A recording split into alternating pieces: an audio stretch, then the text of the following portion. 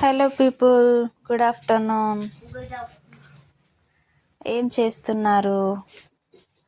నేనైతే మొన్న లడ్డూలు చేశాను కదా, అదైతే ఫుల్ వీడియో పెడుతున్నాను. మీరు చెప్పండి, మీకు ఎంతమందికి ఇష్టం ఈ లడ్డూలు? మేమైతే చిన్నప్పుడు వీటి కోసం మా అమ్మమ్మ నాన్నమ్మ దగ్గర అయితే మనీ అడిగేవాళ్ళము. అప్పుడు చాలా అయితే ఇష్టంగా తినేవాళ్ళము. 90s కిడ్స్కి అయితే ఇవైతే ఫేవరెట్. సో ఈరోజు నేను అదే ట్రై చేద్దాము అనేసి చేశాను. సూపర్గా వచ్చాయి, టేస్టీగా. సింపుల్ అండి, ఈజీ. అది మా సైడ్ అయితే పేలాల ముద్దలు అంటారు. మరి మీ సైడ్ ఏమంటారో కామెంట్ బాక్స్లో కామెంట్ చేయండి. ఓకేలేండి, ప్రాసెస్లోకి అయితే వచ్చేద్దాము. ఫస్ట్ అయితే పేలాలని ఏమంటారు? మర్మరాలు అంటారు. అవి అయితే నేను 3 కప్స్ తీసుకున్నాను. 3 కప్స్ తీసుకొని రోస్ట్ చేసుకున్నాను. ఎలా అంటే చాలా క్రిస్పీగా చేసుకోవాలి. అవి ఆల్రెడీ కరకరనే అంటాయి, బట్ ఇంకా క్రిస్పీగా అయితే చేసుకోవాలి. 3 కప్పుల మర్మరాలకి అయితే 1 కప్ బెల్లం తీసుకోవాలి. అలా అయితే కరెక్ట్గా సెట్ అవుతుంది.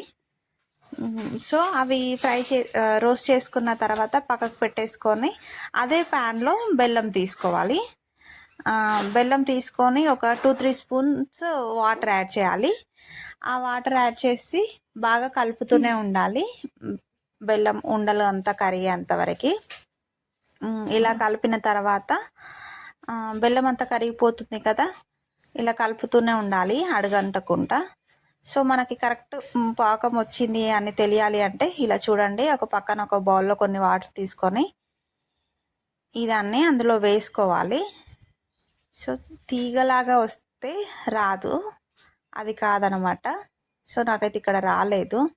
సో మళ్ళీ వేసాను. అలా 3 టైమ్స్ చెక్ చేసుకున్నాను. మనకి ఇక్కడ చిక్కగా ఇలా అవుతుంటుంది కదా, అప్పుడైతే పర్ఫెక్ట్గా వస్తుందని అర్థము. చూడండి, మళ్ళీ ఇంకొకసారి వేసాను. ఇలా వాటర్లో వేసినప్పుడు పాకం ఈ టైంకి వచ్చింది అనడానికి ఆ బెల్లం ఉంటుంది కదా, ఈ వాటర్లో ఇలా వేసుకొని సౌండ్ వస్తుంది వేస్తుంటే. సో అలా వేసినప్పుడు పర్ఫెక్ట్ వచ్చిందని అర్థము. అలా అయితే అవన్నీ కలిపేసుకోవాలి. ఇవి వేడిగా కొంచెం వేడి చల్లారాక ఇలా అయితే ఉండల్లాగా చుట్టేసుకోవాలి. చూసేసేయండి, నేనైతే ఇలా అయితే చేశాను. సూపర్ అంటే సూపర్గా వచ్చాయి. ఇందులో ఇలాచి వేసుకోవాలి.